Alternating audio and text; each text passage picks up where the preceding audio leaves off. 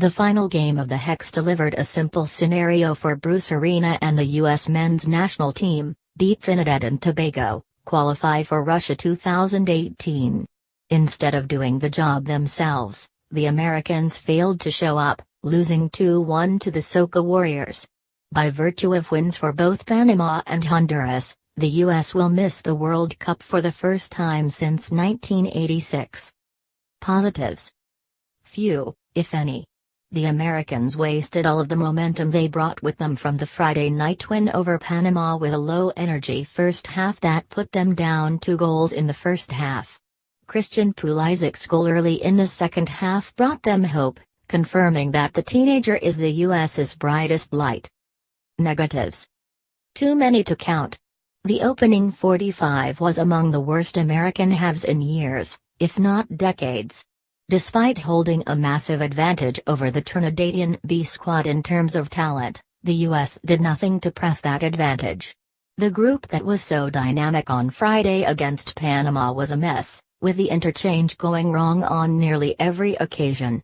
With a World Cup on the line, the Americans simply did not show up. Manager rating, out of 10.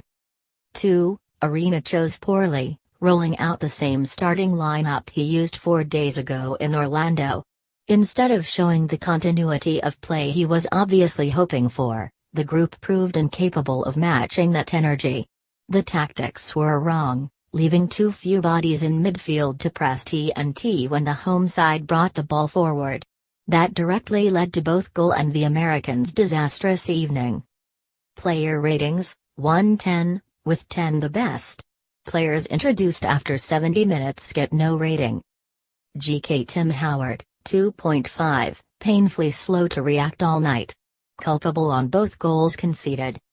DF Then Andre Yedlin, 6, the best player on a horrible night for the Yanks. DF Omar Gonzalez, 2, directly contributed to scoreline, at the wrong end, via a first half own goal. Error-prone all evening. DF Matt Besseler, 4, the least poor of the 2 center-backs, which means little.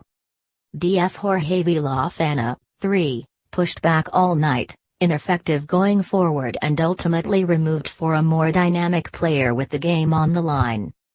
MF Paul Arriola, 3.5, invisible over 45 minutes, sacrificed for Clint Dempsey at halftime. MF Michael Bradley, 4.5, left isolated by the tactics and therefore struggled to maintain control in the midfield. Given help in the second half with the U.S. chasing the game.